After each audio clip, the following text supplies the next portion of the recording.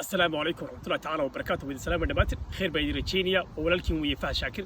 واتوحى ربنا كهذا الله موضوع ينيوز لو سجاي أو ولي بدت كده الصومالية يعرف لو جور هاي أو موضوع قصة بسوي حوي أنا ودك إيرلاند عتمدوا هاي دبلن ودك إيرلاند دتك بدن كده وحي ليهين أو نيوز قصة حوي إن بشأ إن كتشرنا إمك تضبط بشأ استعداد أبدا كل اللي بيا لبعتك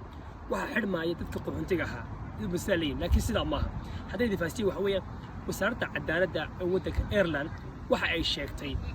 dadkii xuntiga ahaa ee waddanka iska dhiibay xilligii koronaha iyo wixii ka horeeyayba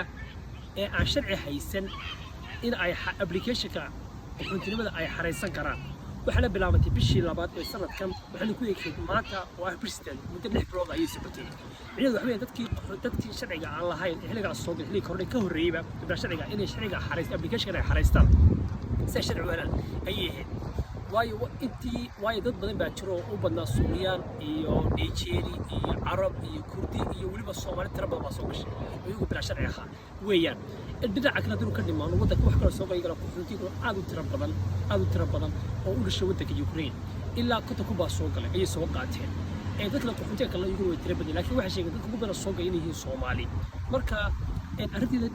ay ka hadlayaan xagga Twitter-ka iyo media-ha iyo news-kooda iyo warbaahinta waxa weeyaan ay la doodo ka hadlayso waxa weeyaan ilaa tarxiiskoodii saameeyay xilliga sawirka saameeyay waxa weeyaan